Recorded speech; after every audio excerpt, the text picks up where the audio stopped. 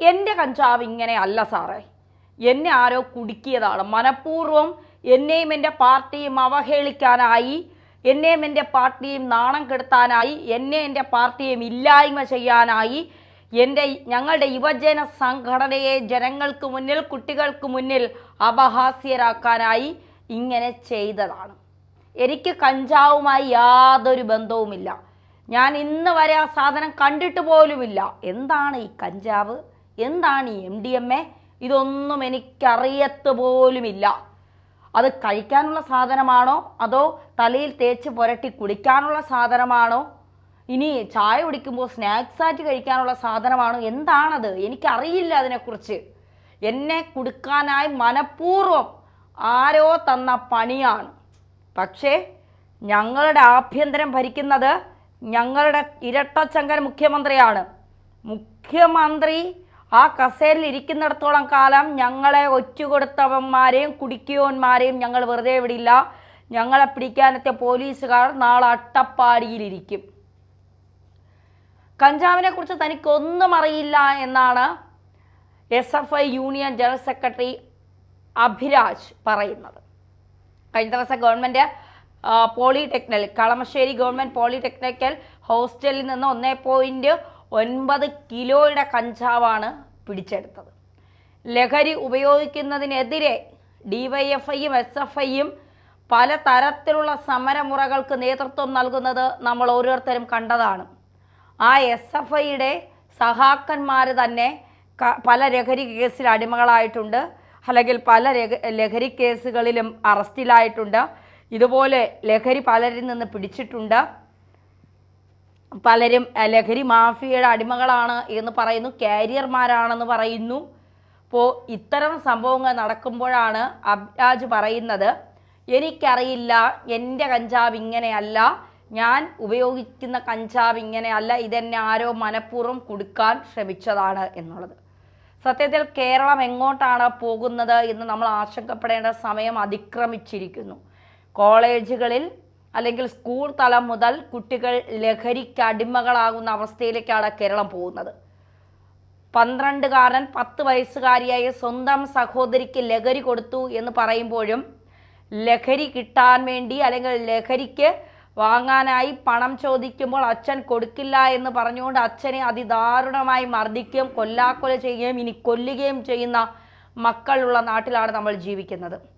ലഹരി ഉപയോഗിച്ചുകൊണ്ട് ഇപ്പോഴത്തെ തലമുറ കാട്ടിക്കൂട്ടുന്ന ഈ തോന്നിവാസങ്ങൾക്കും ആഭാസത്തരങ്ങൾക്കും കടിഞ്ഞാനിടാൻ ഇവിടുത്തെ ഒരു നിയമവ്യവസ്ഥയ്ക്കും കഴിഞ്ഞിട്ടില്ല എന്നുള്ളതാണ് യാഥാർത്ഥ്യം.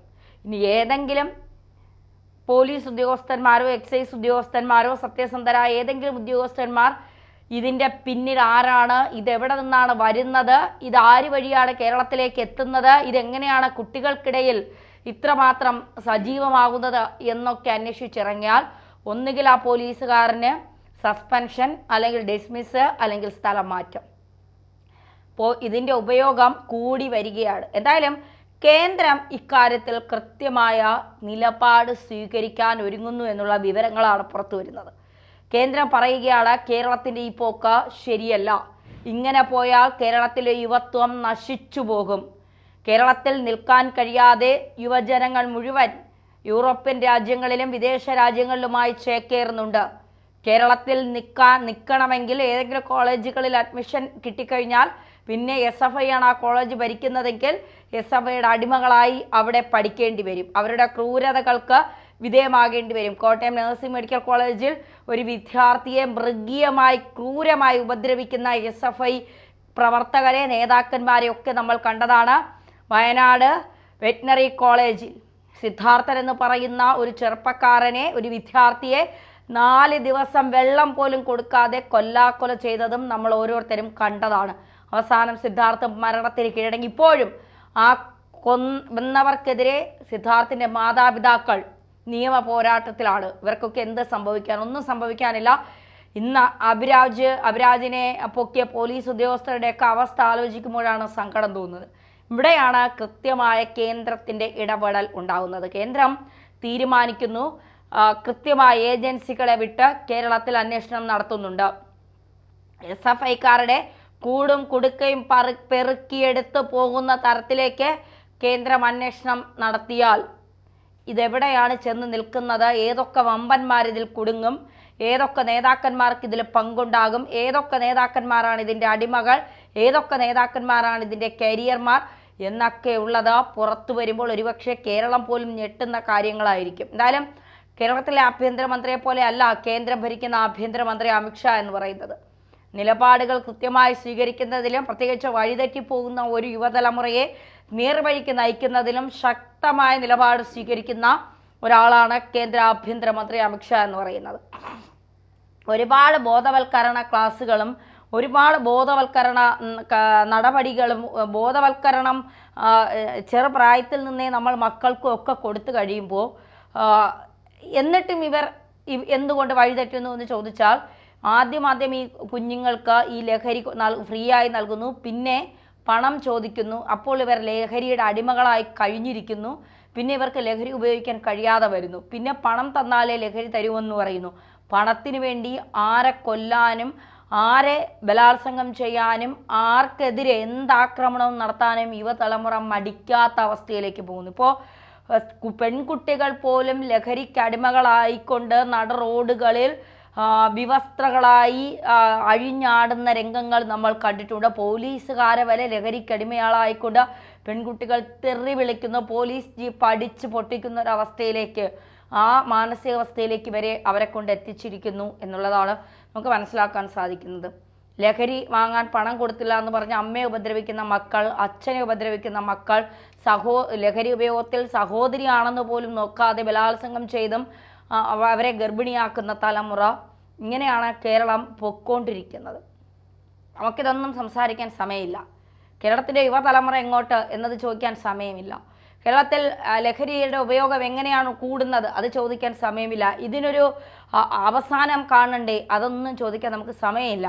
നമുക്ക് മറ്റ് പല കാര്യങ്ങളിലേക്കുമാണ് നമ്മുടെ ചിന്ത. PC ജോർജ് ലവ് ജിഹാദിനെക്കുറിച്ച് പറഞ്ഞെങ്കിൽ 1.5 ആഴ്ചത്തെ ചർച്ച PC ജോർജ്, കാരണം റേറ്റിംഗ് കൂട്ടണം. പിന്നെ തുഷാർ ഗാന്ധി RSS തടഞ്ഞുവെങ്കിൽ തുഷാർ ഗാന്ധിക്കൊപ്പം നിന്ന് RSSനെ തെറിവിളിക്കണം. നമ്മുടെ 1.5 ആഴ്ചത്തെ ചർച്ച അതാണ്. പിന്നെ അഫാൻ എന്ന് പറയുന്ന വെഞ്ഞാറമൂട്ടുള്ള ഒരു കൊടും ക്രിമിനൽ, അതിനെക്കുറിച്ച് ചർച്ചയില്ല. കാരണം അതൊരു പ്രത്യേക മതവിഭാഗത്തെ കൂടി വ്രണപ്പെടുത്തുന്നതായതുകൊണ്ട് അതിനെക്കുറിച്ച് കൂടുതൽ ചർച്ചകളിലേക്ക് പോകില്ല.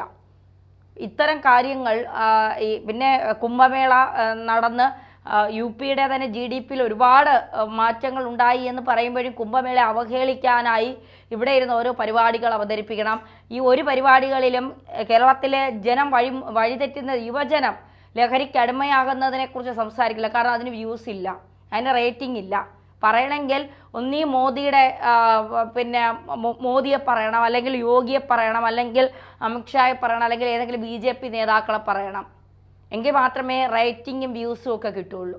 അപ്പോൾ അതിനു വേണ്ടിയുള്ള നെട്ടോട്ടത്തിലാണ് ചാനലുകാർ. അവർക്കാർക്കും കേരളത്തിൻ്റെ യുവജനങ്ങളുടെ വഴിതെറ്റുന്നതിനെക്കുറിച്ചോ SFIയുടെ എന്താ പറയുക കൂടും കുടുക്കയിൽ നിന്ന് കിലോ കണക്കിന് ലഹരി വസ്തുക്കൾ കിട്ടിയതിനെക്കുറിച്ചൊന്നും സംസാരിക്കാൻ അവർക്ക് സമയമില്ല.